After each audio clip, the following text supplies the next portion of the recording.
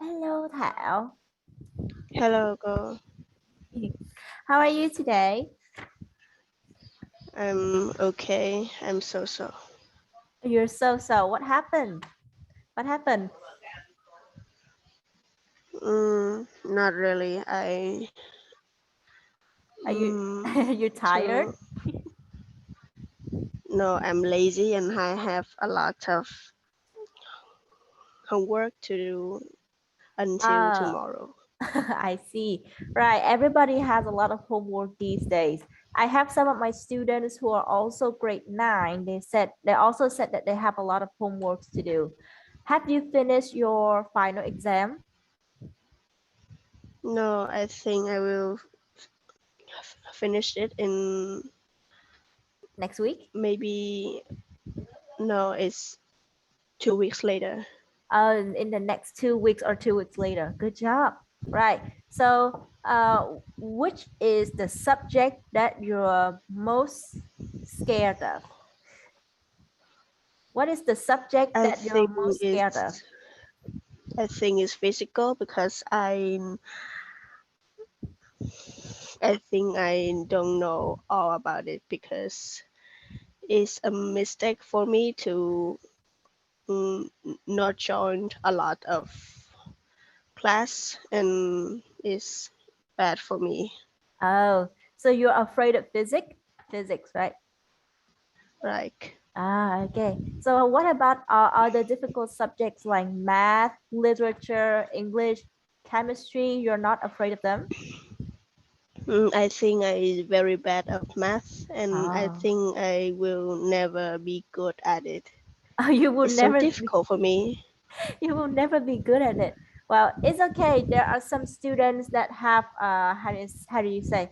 They're very good at specific subjects. Like for me, when I used to be a student, when I was a student, I was very good at English, literature, and some subjects like that. But I was not very good at math, or chemistry or physics. All the natural subjects, I was not very good at them. Maybe you are the same. You're not good at natural uh how to say natural subjects, but you're good at social subjects. Là không giỏi môn tự nhiên nhưng mà giỏi môn xã hội, something like that, right? um okay, so okay, so sorry I suddenly asked you question like that, even though this is the first time we meet each other. So once No, it's again, okay for me. thank you. So once again, I would like to introduce myself. My name is Kimchi, and today I will be your English teacher. As for the demo class of today, you will be doing the demo class for grade 9. I have received information from you. Your name is Nguyễn Thảo, and you're currently in grade 9, right? Yes. Yes, okay. I think your English is quite great. I'm very impressed. So let's see how well you're going to do in the test today, shall we? Yes. Yeah, I'm very Okay. impressed. Like you talk very naturally, so I think today's test won't have any problem. Yeah, we won't have any problem in today's test. Right. So of all the four skills in English, listening, reading, speaking, and writing, which skill which skill are you most afraid of?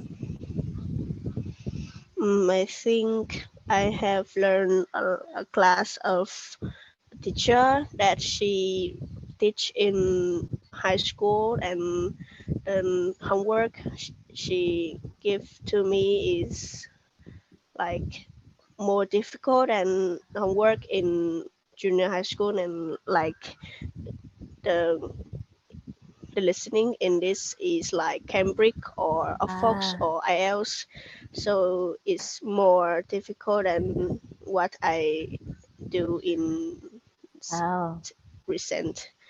But it's but when I like that, but right. when I have listening it, I think it's not difficult and I think and it's quite easy. Mhm. So you mean that when you study listening at school, it's not very difficult, it's quite easy. But when you receive homework from your teacher, they are like unexpectedly difficult. Is that right?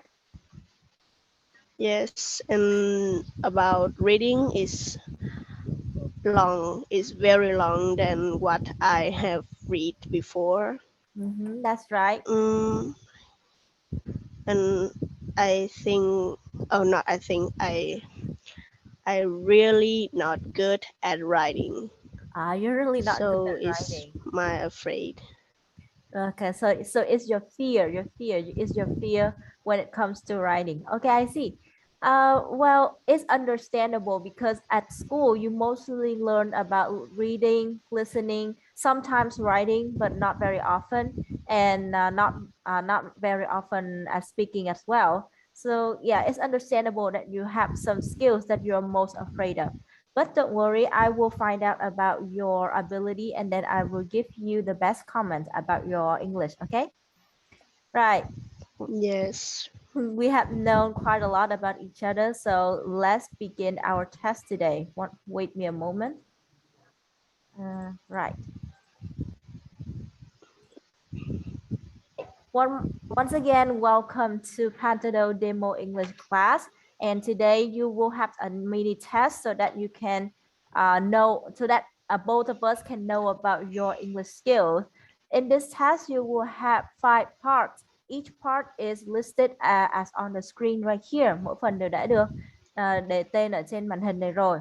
Right? So each part will be graded as 2 points. Right? You will be graded throughout the test. Each test will be 2 points. Mỗi một bài kiểm tra nhỏ như vậy sẽ là 2 điểm. Right? In total, you have 10 points. And after the test, you will be graded and then you will be given the curriculum that is suitable for your test result. Rồi, đến cuối bài test thì sau khi mình được chấm điểm xong thì mình sẽ được phân phát được xếp lớp vào cái năng lực phù hợp với điểm số của mình trong bài kiểm tra ngày hôm nay nhé Thảo nhé. Yeah. Right. Okay, so if you're ready, let's begin the first test. What is this? Oh, speaking. No. It's not speaking. Okay, it's supposed to be vocabulary. Right, sorry. Right, now let's begin your vocabulary test. Right, circle the correct answer. Right, question number 1. The United States has a ... of around 250 million. What is your answer? A, B, C, or D? I think it's a population. Okay, A, population. Very good. And the correct answer is absolutely A. Very good. Population, dân số. Right. 2. Mathematics and literatures are ... subjects in high school. What is your answer? A, B, C, or D? I think it's B, compulsory. Compulsory, good job. Wow, you know your words very well. Compulsory, bắt buộc. Compulsory subject, các môn học bắt buộc ở trường cấp 3. Number 3. Who told you of the news? The ... may not be correct. Your I answer is think it's B, information. information. Good job. Information, thông tin. Right. 3 correct answer is a row. Right. Number 4. The áo dài is the ... dress of the Vietnamese women. I think it's D, traditional. Traditional. Good job. Traditional dress. Rồi trang phục truyền thống của phụ nữ Việt Nam. Chính xác. 5. There is a meeting ... at 9 a.m. and 2 p.m. Let me think. It's at or on? It's at. Is at. Okay. D, D, at. But my answer is A, between. between. That's right. Okay. I understand your consideration because you are hesitating between answer A and answer D. Well, you see that there are two points of time right here. Có 2 mốc thời gian ở đây và có N ở giữa. Thì có khả năng cao nhất sẽ là between, giữa là giữa lúc 9 giờ và giữa lúc 2 giờ chiều. Right? Và nếu như mà mình nói là at thì không đúng lắm bởi vì ở đây chỉ có một cuộc họp thôi. Và có một cuộc họp thì nó không thể nào diễn ra vào cả 2 cái khoảng thời gian khác nhau như vậy được Hạ nhé.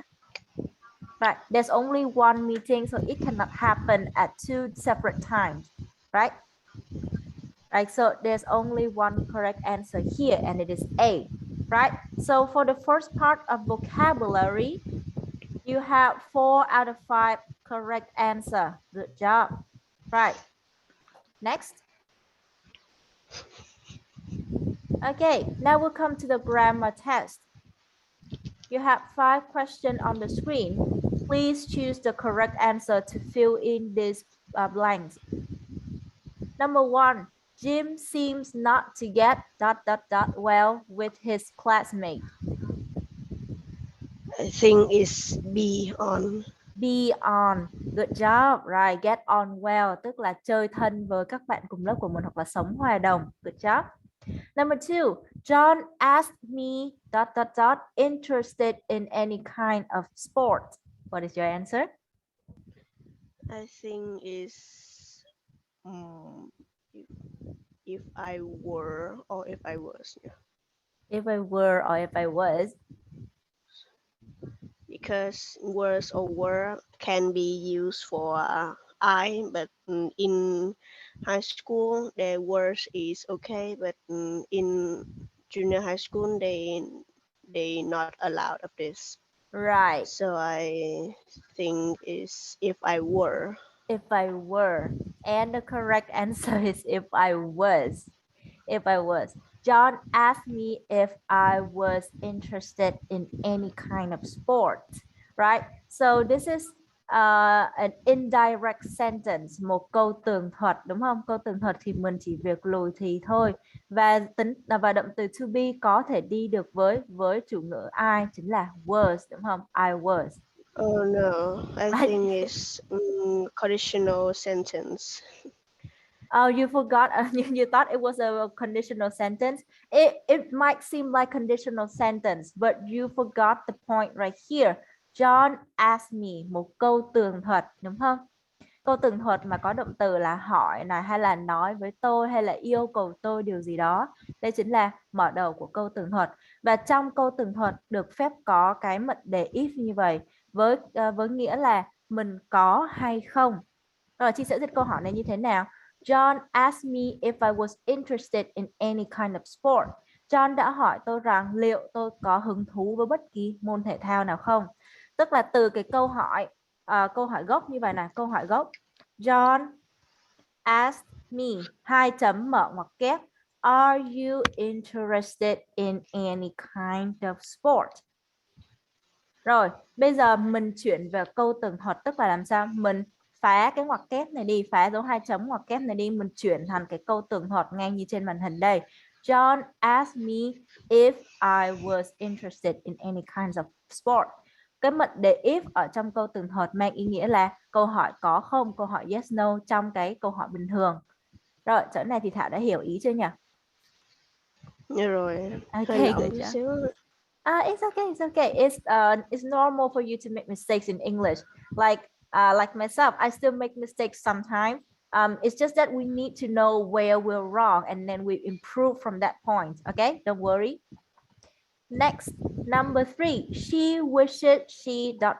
had a lot of money now. I think it's A. It's A. Well, Like which in which in recent. Right, very good. Wish in the present tense, đúng không? Câu ước trong thì hiện tại, đúng không? Câu ước không có thật ở hiện tại thì mình chỉ lùi thì cái động từ đằng sau cái wish thôi, về quá khứ. She wishes she had a lot of money now. Good job. Right. Number 4. She's lucky. She has ... problems. Oh no. Oh no. I think I not like just give me a minute. Okay, give you a moment.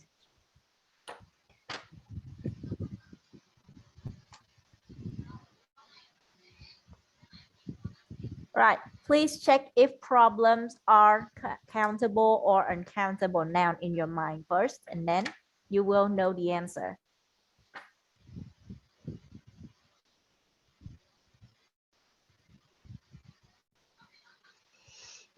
I think is feel. You think it's few. Okay, let's check. A few problem. A few problem. Right. Remember, a few goes with a countable noun in plural form. A few đi được với danh từ đếm được trong dạng số nhiều. Okay.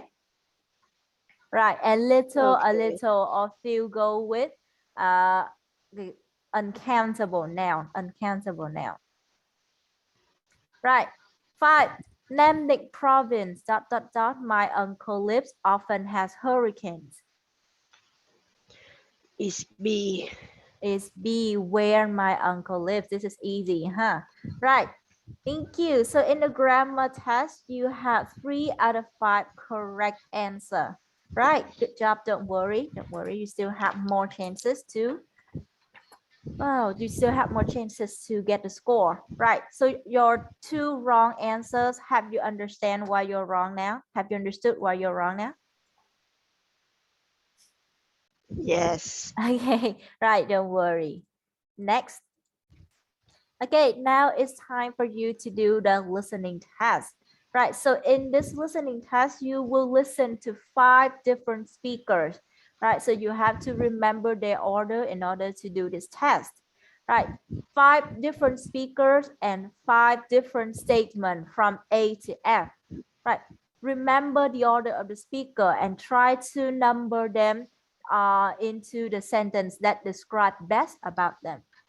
Rồi, mình có 5 người nói cũng như là 5 cái câu nhận định ở đây. Rồi những câu nhận định này đang nói về bài nói của người nói nào thì mình đánh số thứ tự của người nói đó vào chỗ đó. For example, if speaker 1 says it wasn't easy learning to do their sport, you write number 1 in sentence A. Right, do you understand the test? Yes. Okay, right. So I give you 10 seconds to read all the sentence on the screen. Right. So 15 seconds. 15 giây đi ha. 15 seconds.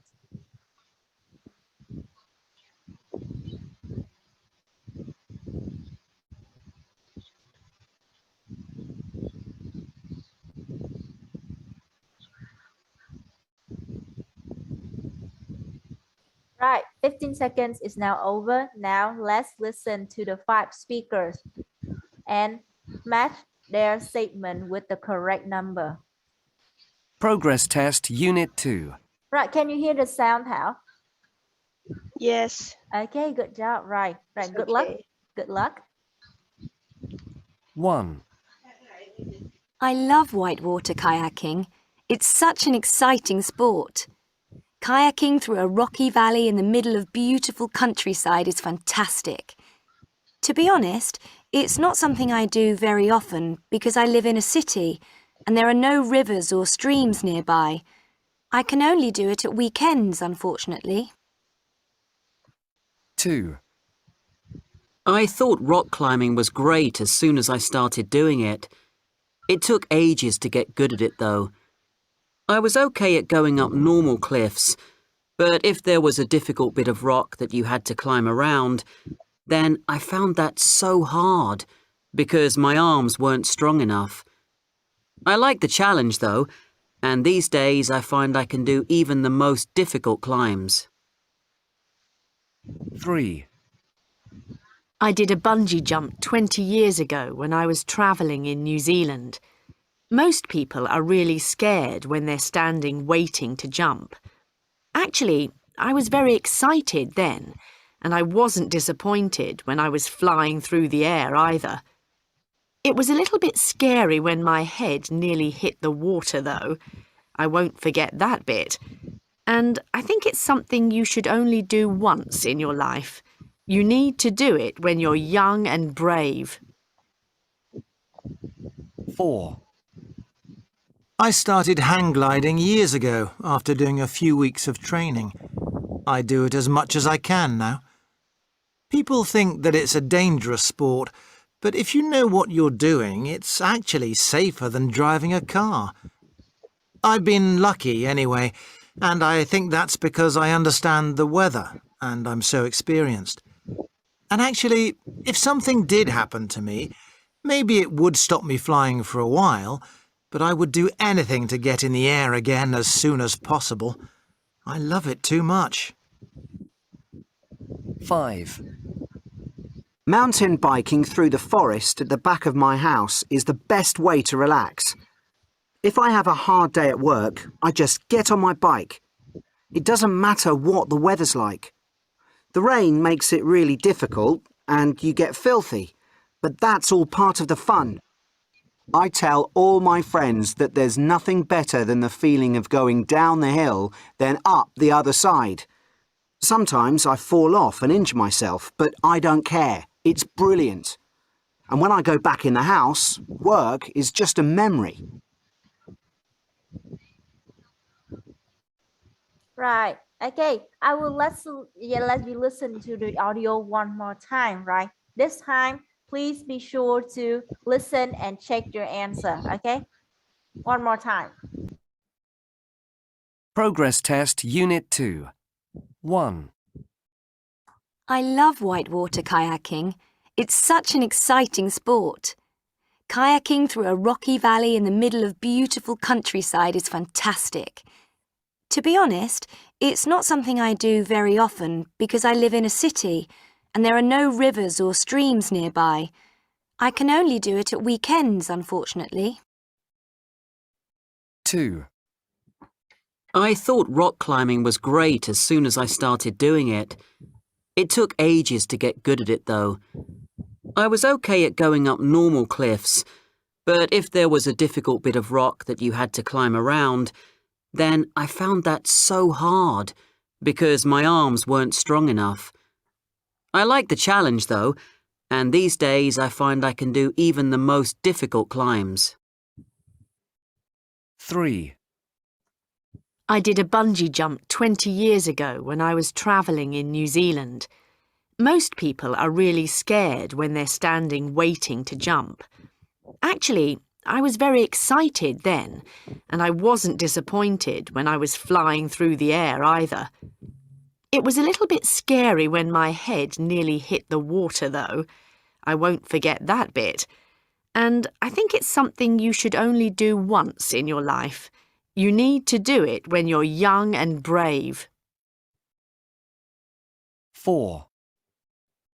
I started hang gliding years ago after doing a few weeks of training.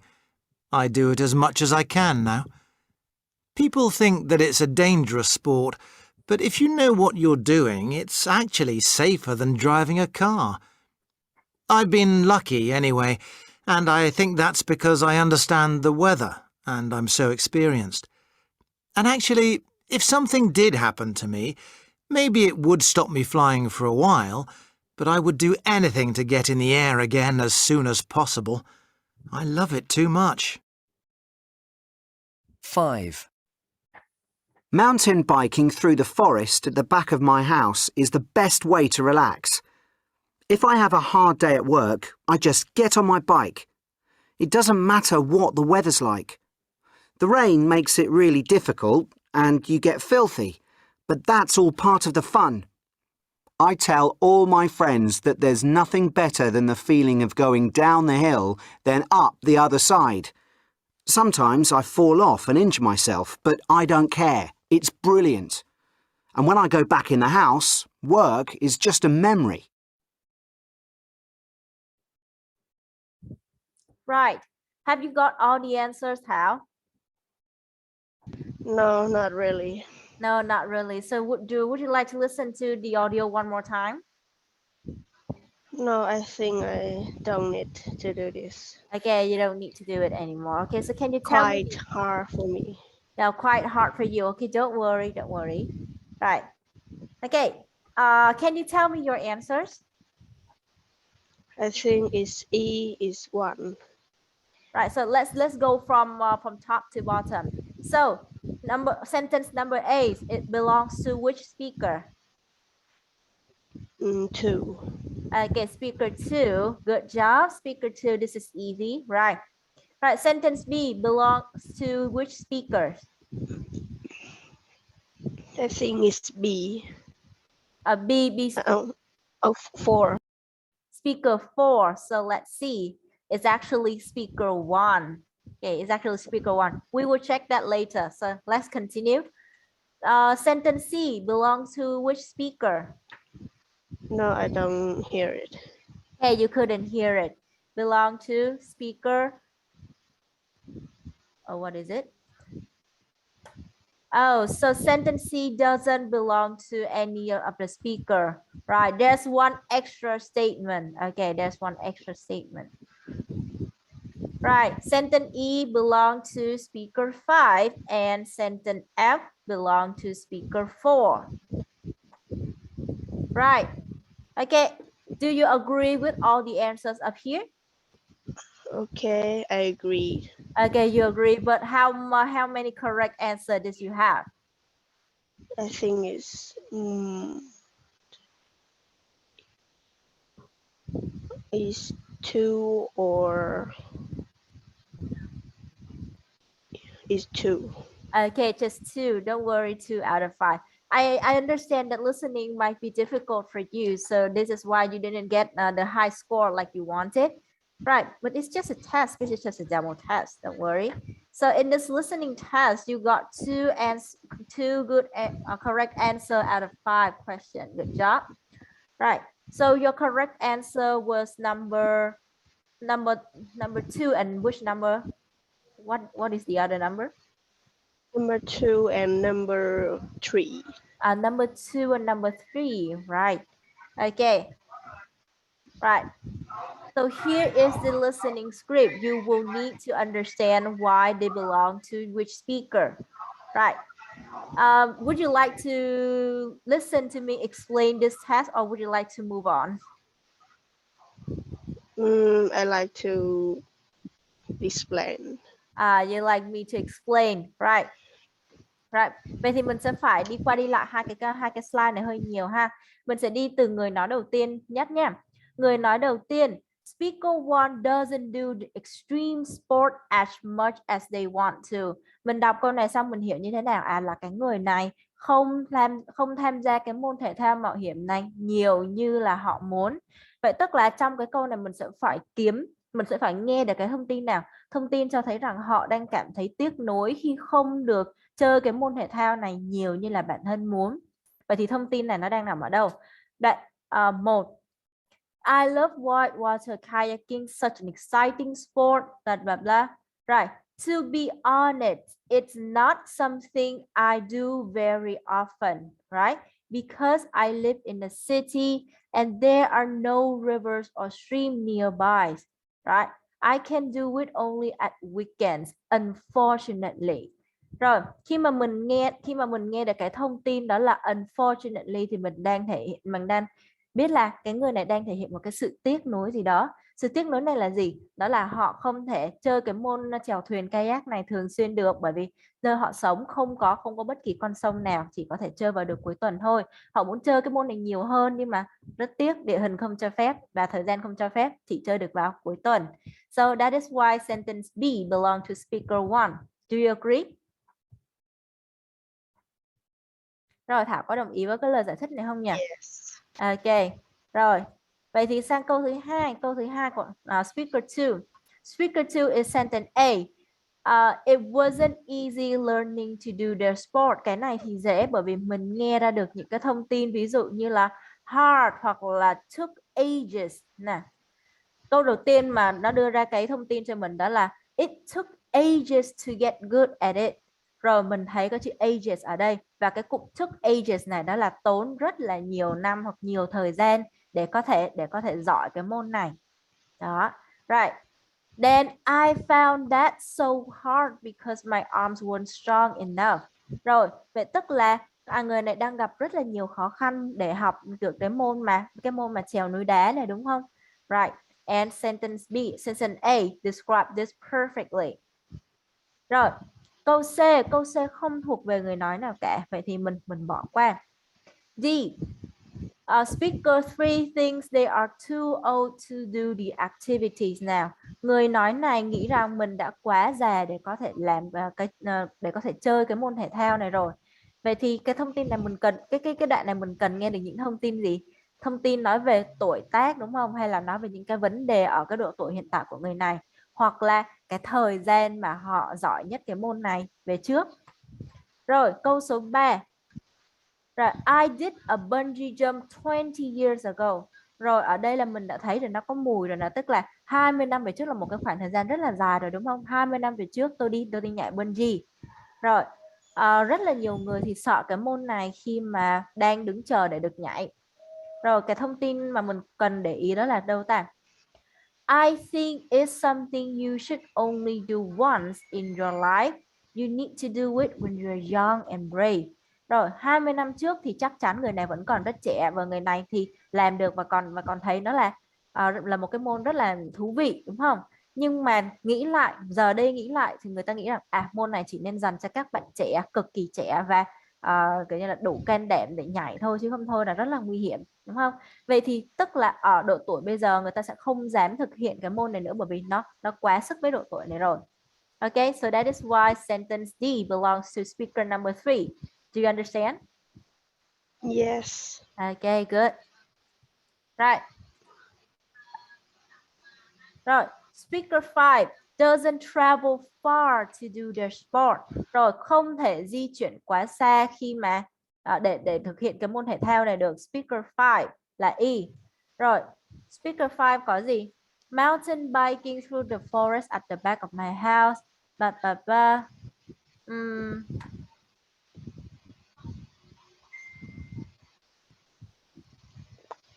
Rồi. Ok, tức là người ta nói là cái khoảng cách di chuyển thì nó không quá xa để thực hiện cái môn thể thao này. Vậy thì mình đang tìm cái thông tin liên quan đến khoảng cách. Nó nằm ngay câu đầu tiên luôn. Mountain biking through the forest at the back of my house is the best way to relax. Tức là cái khu rừng này nó chỉ nằm ngay phía sau nhà thôi, tức là nó gần đó đúng không? Cái khoảng cách nó gần, nó không quá xa. Tức là để chơi cái môn thể thao mà leo núi này, đạp xe leo núi này thì không cần phải đi quá xa, cứ ra cái khu rừng đằng sau nhà là được rồi. Thì đây chính là cái nội dung mà cái sentence E nó miêu tả rằng cái người này không cần phải đi quá xa để có thể chơi được cái môn thể thao của mình. Rồi, đó là phần giải thích cho câu số 5. Và speaker 4 learn how to do their sport a long time ago. Rồi, cái thông tin này thì rất là dễ nghe luôn. Mình nghe thấy cái người này đã học môn này vào khoảng bao nhiêu năm về trước thì đây chính là đáp án của mình. Rồi, speaker 4, I started hang gliding years ago. Đó đúng không? Years ago after doing a few weeks of training. Ngay câu đầu tiên là mình có thể nghe được cái thông tin đó luôn. Rồi, câu 4, câu 5 thì dễ hơn là câu 1, 2, 3. Okay, did you have any question about this? Cô xem là cái dẫn chứng của câu 2 hả cô? Cái câu 2 đúng không? Dẫn chứng của câu 2 là cái câu rock climbing đó hả Thảo hả? Rồi, cái câu rock climbing nè, mình xem cái mô tả nó đang nói gì nhỉ? Speaker 2 say it wasn't easy learning to do their sport. Thực sự không dễ dàng chút nào để có thể học được cái môn thể thao này, đúng không? Vậy thì mình cần tìm cái thông tin nó đang nói lên cái việc mà học cái môn thể thao này rất khó, hay là kiểu như là anh ấy đã gặp những cái khó khăn nào trong quá trình học chơi cái môn thể thao này. Rồi, qua đến đoạn 1 thì mình thấy qua đến đoạn số 2 thì mình thấy cái thông tin gì đây? Đầu tiên là anh đấy có nói cái câu là it took ages to get good at it. Rồi mình thấy cái cụm mà took ages nó giống như là cái cấu trúc mà tốn của mình bao nhiêu thời gian để làm việc gì đó Thảo. Ví dụ như là it takes me 3 hours to get to Hà Nội. Right. I'm in Ho Chi Minh City, so if I want to fly to Hà Nội, it will take me 3 hours to get to Hà Nội. Đó, cái cấu trúc mà takes me bao nhiêu thời gian nè. Vậy thì ở đây là take xong một cộng với cái khoảng thời gian là ages. Ages là một cách nói kiểu như là phóng đại lên, tức là tốn quá nhiều thời gian, tốn từ năm này sang năm khác đó. Nó tốn của tôi rất là nhiều thời gian để có thể trở nên giỏi cái môn này. Đó, cái ages này là mình thấy là nó đang nằm trong cái nó là cái từ để mô tả độ tuổi đúng không Thảo? Đúng không? Và ages là nhiều tuổi thì đồng nghĩa với việc trải qua nhiều mùa xuân, trải qua nhiều năm. Vậy thì tốn từ năm này qua năm khác mới có thể giỏi được cái môn này. Right? Đúng không? Rồi, và còn một chi tiết nữa, đó là then I found that so hard because my arms weren't strong enough. Cái câu này nó là cái dẫn chứng phụ thôi, không nổi bật bằng cái câu đầu tiên. Tôi nhận ra rằng là cái việc đó quá khó bởi vì tay của tôi thì không đủ khỏe. Đó chính là cái dẫn chứng. Right. Any other Okay. questions you might have? No, No, it's okay. enough for me. Right, it's enough for you. Thank you so much. Right. I like that you really ask me for question if you don't understand something, because it makes you understand the lesson better, and it also a new lesson for you, a new knowledge for you maybe. Right. So now we come to the reading test. You will have 15 minutes to do this test, and right here you have 5 sentences from A to E. Right, try to put each sentences in the correct place. Rồi mình thấy đang có một số ô trống từ 1 đến 3 đúng không? Từ 1 đến 3 và mình có tới 5 cái câu lận cơ. Hãy đọc bài và đặt 5 cái câu, đặt 3 trong 5 câu này vào đúng cái vị trí của nó. Được chưa? Mình chỉ chọn 3 trong 5 câu này vào đúng vị trí của nó để tạo thành một bài văn có nghĩa. Right, so you have 15 minutes to do it. I wish you all the best. After 15 minutes, I will go back and check your answer. Is that okay? Yes, it's okay. Okay, right.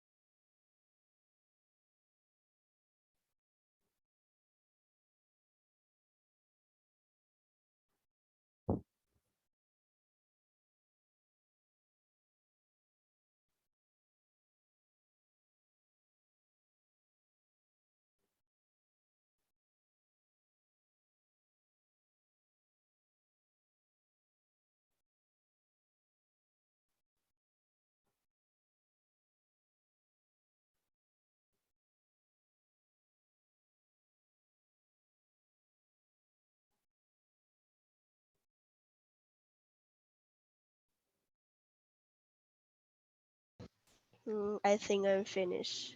Oh, you're finished. That's faster than I thought. Right, very good. Right, so can you tell me your answer? I think 1 is A, 2 is E, and 3 is B. 3 is B. Right. Okay, so you said 1 is A, 2 is E, and 3 is B. I will show you the correct answer. Right. So now you see that you have 2 out of 3 correct answer. That is very good. Right. But why number 1 is sentence D? Let's see. You choose sentence A. It wasn't the first time that he needed medical attention because of his injury. Đó không phải là lần đầu tiên mà anh Stephen này cần cái medical attention, đó là cấp giống kiểu như là sơ cứu về y tế đó, gọi như là sơ cứu bởi vì cái chấn thương của anh ấy. Vậy thì hãy đọc trong cái đoạn mà Thảo chọn đáp án A này xem có thông tin nào liên quan đến cái lần đầu tiên mà anh ấy cần đến medical attention hay không. Có không? No, trong xung quanh cái đoạn này không có thông tin nào liên quan đến medical attention cả. Cho nên nếu chọn 1A ở đây là một đáp án sai. Rồi, đáp án D. However, his record-breaking expedition in 1988 was not an easy one. Tuy nhiên, cái chuyến thám hiểm mà đã phá vỡ kỷ lục của anh Stephen này vào năm 1988 thì không phải là một chuyến thám hiểm dễ dàng. Tức là đây là một cái câu mở đầu cho những cái lời giải thích, cái dẫn chứng về phía sau cho thấy rằng việc này không dễ dàng một chút nào. Nếu như mình đọc thông tin xung quanh cái đoạn số 1 này thì mình sẽ thấy phía sau nó đang kể ra những cái vấn đề khó khăn mà anh ấy gặp phải trong chuyến thám hiểm, đúng không? Coming down from the top of the mountain when he was caught in a snowstorm. Xuống núi trong tình trạng là bị mắc kẹt trong bão tuyết. Sau nhiều năm leo núi thì anh ấy đã chuẩn bị cho tình huống này và anh ấy anh ấy biết là điều tốt nhất mà mình có thể làm lúc đó giờ là chờ cho thời tiết bớt xấu đi, đúng không? Vậy thì cái snowstorm này chính là cái khó khăn mà anh ấy gặp phải. Vậy thì đây chính là đáp án D. Còn hai đáp án E và B là hai bạn là em đã chọn đúng rồi. Rồi, do you have any question, Thảo? My heart is broken. Your heart is broken. I was hesitate between D or A, right? Right. Oh, My heart is broken now. Your heart is broken now. Right. Don't worry. There are times when you like couldn't choose between 2 answers, and at that time you gave up to the fate, đúng không? Mình phó mặc cho số phận. You leave it to your fate, and then the outcome is very heartbreaking. Don't worry, it happens all the time. It's just that you need to be more aware of the surrounding part of this sentence. Mình cần phải chú ý hơn cái phần xung quanh cái câu này để mình hiểu được nghĩa của nó, xem coi là thông tin của cái đoạn nó có sẵn và cái đoạn mình muốn điền vào nó có liên quan đến nhau không. Như chị đã giải thích là cái câu A nó không có liên quan gì đến cái đoạn này hết, cho nên đưa vào là một cái lỗi sai. Right. Rồi. Okay, you did a good job, don't worry. So you got 2 out of 3. So that would be, let's see. Wait.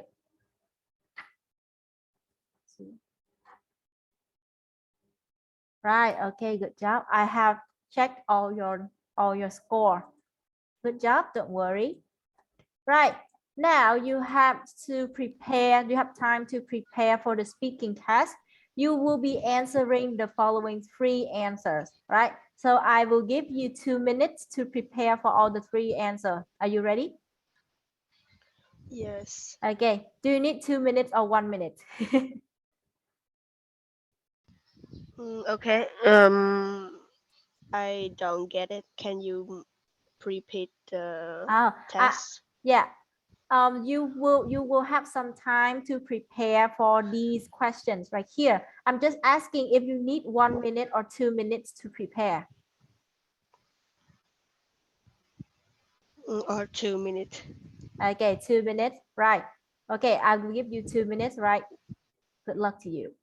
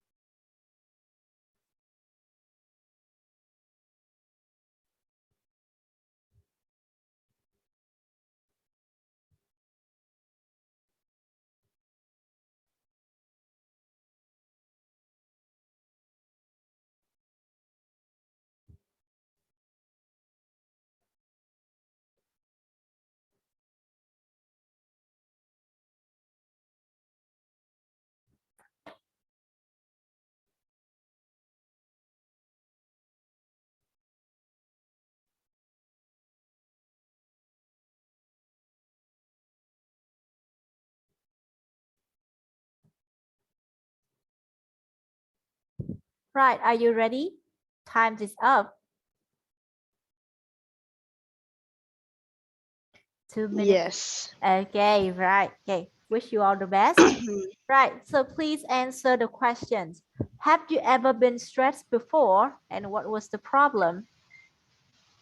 I think it's not like a stress, but I have many problem about my study because I very lazy and the work is a lot, so don't have mm, I don't have much time to do it, so I can't complete all assessment.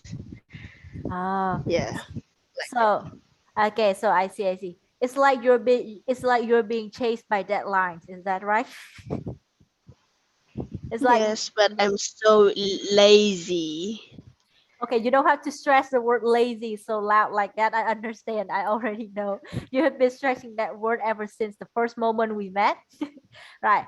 I understand, but please remember that you're going to have a very big test waiting for you at the end of grade 9, right? Try to be more productive. Try to be more productive and study better so that you don't need to feel worry or feel stressed when you have so much homework to do. Okay. Right. Okay. Thank you so much. Right. Question number 2. Why do tourists like to buy handicrafts as souvenirs? I think it's handicrafts in like in Asians is have I think it's diverse for European and it's beautiful. It's have a lot of terms and it's have a lot of meaning in this. So it's look like what have we do? Yeah. It I looks think it's like a good gift for the tourists to give to their friends or relative. mhm. I think in Right. summary is like beautiful like that. In short, the handicrafts are beautiful, right? In short, the handicrafts are beautiful. Right. You can say that each handicraft of each country has their own meaning, right? Has their own meaning, and especially the cultural meaning. Mỗi một cái món đồ thủ công của mỗi đất nước thì sẽ có cái ý nghĩa văn hóa riêng. Each country's handicrafts have their own cultural meanings, right? Because you want to share that cultural experience with your friends and relatives. So that is why you would like to buy the handicraft as souvenirs and give them to your family and relatives. Right. You can explain it in that way. Do you understand? Yes, Okay, good job. Right. Next question. What are environmental problems in Vietnam nowadays? I think it's a lot of problems in everywhere, not in Vietnam. Is I think it's first is air pollution. It causes in car or industry or some nuclear plants and like drugs or mist and it's not good for people and animals health too or like noise pollution and is in in the neighborhood around people life like the peace what can I do it is like the sounds of cars or bicycle or something like in the vendor streets Mm-hmm. and it's not good for human okay let me think it's like human health they That's right. can cause a lot of problem about health in Right. Disease.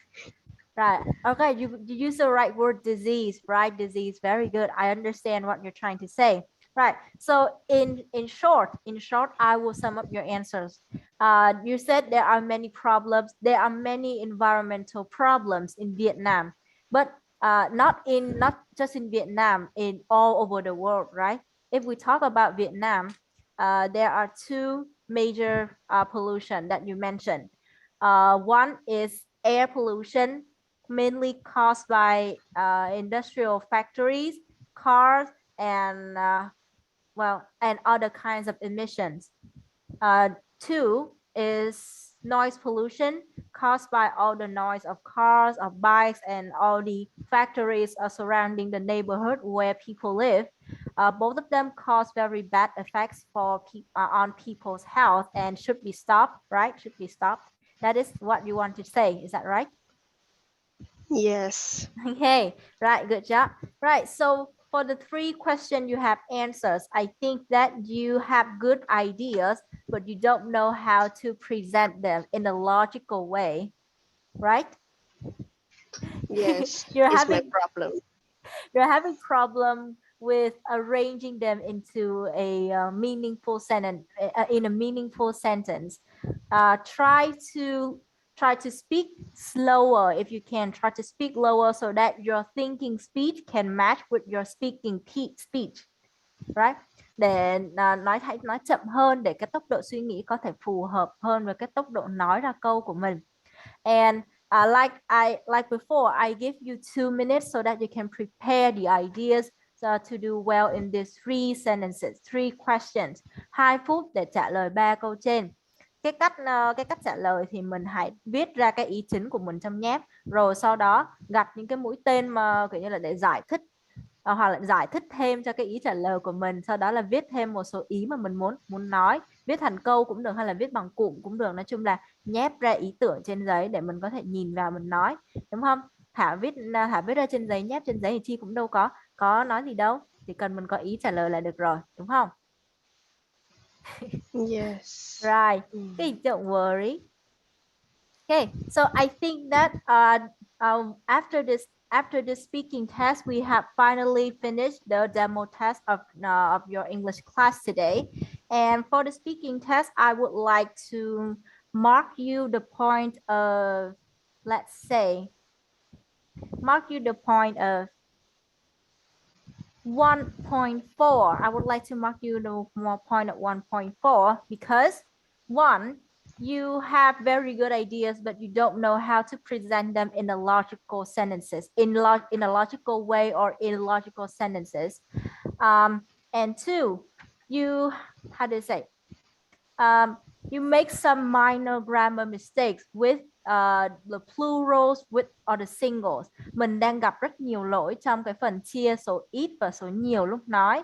Ví dụ như mình đang nói về cái problems là số nhiều, đúng không? Problem trên đề bài cũng số nhiều, và mình cũng tự nói cho Chi luôn là có rất nhiều vấn đề, nhưng mà mình lúc nào cũng sợ là it's a many problems thì nó là không đúng, it's a many là không đúng, đúng không? Mình đang gặp lỗi chia số nhiều số ít cho nên là bị trừ điểm. Right? And I like the way you use the vocabulary, so you don't make any mistake in vocabulary wise, but grammatical wise and logical wise, you need to improve better.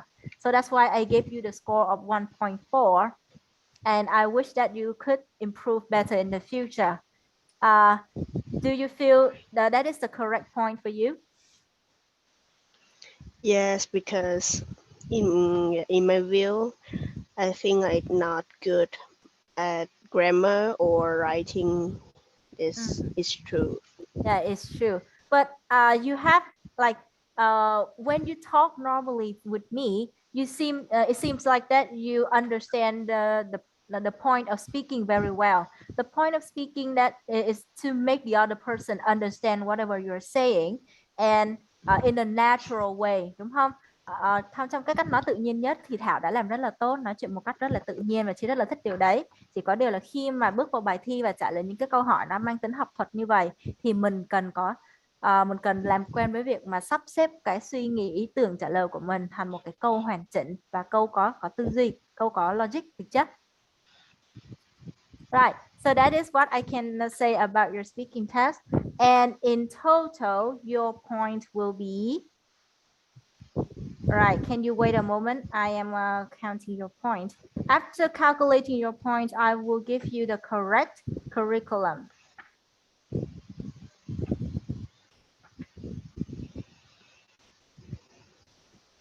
Okay. Right. So in total, your points would be 6.3. Tổng cộng thì điểm của mình sẽ nằm ở mức 6.3. Right? Okay. So, and this is the result about your test. So you got 6.3. Khi mà được 6.3 thì mình sẽ học phần Solution Pre-Intermediate. Rồi với giáo trình Pre-Intermediate là giáo trình Solution giáo trình Solution bậc thứ 2 mà Pantado đang cho theo học. Thì ở giáo trình Solution này thì mỗi một unit mình sẽ học một chủ đề riêng biệt. Mỗi một unit mình sẽ học một chủ đề riêng biệt. Và trong một chủ đề đó thì mình sẽ được học chuyên sâu về các kỹ năng nghe, nói, đọc, viết cũng như là từ vựng và ngữ pháp. Rồi, ví dụ như chủ đề 1 mình học về chủ đề cảm xúc của con người thì chủ đề 1 này sẽ chia thành những bài học nhỏ được đếm số từ A đến đếm chữ từ A đến F. Mỗi một chủ đề mỗi một cái bài học A B C D F đó sẽ là xoay quanh một cái phần bài học, ví dụ như là từ vựng, ngữ pháp, nghe, nói, đọc, viết. Và mình sẽ có rất là nhiều hoạt động nhỏ ở trong đấy để giúp mình học mà cảm thấy là tiếp thu được nhiều kiến thức mới hơn. Và bởi vì là Thảo đang bị yếu về phần ngữ pháp, cho nên là cái phần solution này sẽ bổ trợ cho mình rất là nhiều, bởi vì có rất là nhiều bài tập để mình có thể làm để mình cải thiện ngữ pháp nhiều hơn, đặc biệt là phần viết mà mình đang cảm thấy là mình chưa phát triển nhiều, đúng không nào? Right. So this is the end of your test, and I have selected the correct curriculum for you. Would you like to ask anything else? Mình có muốn hỏi gì nữa không nhỉ? For you is 6.3 is a high course because I think it's not good for a lot of homework that I have do before. So you think that 6.3 is not good, right? 6.3 is not good. Is that right? Yes. Okay, so I will make another calculation to see that if you're right about this. Tại vì mình đang tất nhiên là mình bị mất điểm ở một số câu mà đáng lẽ mình không thể mất, đúng không? Mình đang bị mất điểm ở một số câu đáng lẽ mình không được phép mất. Cho nên là mình mới cảm thấy là nó không có cao. Và cái thang điểm này thì nó hơi lớn, cho nên là chỉ sai một câu thôi là mình cũng mất rất là nhiều điểm. 4/5, 3/5, 2/5, 2/5. Ở đâu? Sorry. 1, 2, 3. Okay, so I made a mistake earlier. Sorry, I forgot to add your reading point. So in total, your score would be 7.75, not 6.3. Của mình là 7,8 lận nha Thảo nhé, không phải là 6.3 đâu. Chị quên mất không thêm cái điểm mà bài nói của mình, bài đọc của mình vào. I'm so sorry. Right. Oh, it's okay. Yeah, 7.75, 7.75. That's quite a good score actually. That's quite a good score actually. But like you see, because you got only around 7.75, you still need to improve a little better on your grammar. So I suggest studying solution pre-intermediate, cái mức độ tiền trung cấp một chút xíu, mức độ tiền trung cấp. Tức là trong giáo trình solution này Thảo có 5 cái cấp độ đi từ cơ bản cho đến nâng cao. Thì cái mức cơ bản là mức thấp nhất là, sau đó đến cái mức thứ hai là mức tiền trung cấp, là cái mức mà mình sẽ học đó. Rồi ở đây thì nó sẽ tương ứng với năng lực của mình ở cái trình độ được coi như là A2 theo thang điểm của theo khung tham chiếu năng lực tiếng Anh của châu Âu. Mức của mình đang là mức A2. Rồi ở cái mức A2 này thì mình có thể trả lời được những cái câu hỏi đơn giản, rồi tập cách nói làm sao mà cho nó trơn tru, không có bị vấp, và cái ý trả lời của mình nó sẽ được từ từ hình thành cái ý trả lời vô cùng logic. Đó sẽ là cái đầu ra của mình đối với chương trình Solution Pre-Intermediate tiền trung cấp. Rồi không biết là Thảo có thắc mắc gì về cái khóa học của mình nữa không nhỉ? Nếu như không thì mình có thể kiểu như là cho Chin nói chuyện với mẹ được một chút xíu được không Thảo? Wow. Ok, cảm ơn Thảo nha. Bài hôm nay Thảo làm rất tốt, đừng quá tự ti nha. Wow. It's nice to meet you today. Yes, I think it's good for me. yes, it's nice to meet you too. So it's okay if I can talk to your mom, or she's not available today. No, it's she's near for me. Oh, she's near So, you. okay. Now can I? Let me think. Right. Can she go here and talk to you right now? Yeah, it's best if she come here and talk to me, because that way I can explain the result of the test to her. If she's busy or if she's not available right now, I will leave it to Mr. Chien to talk to her later. Oh, you don't worry. She's near me. So can you give me a moment? Okay, right.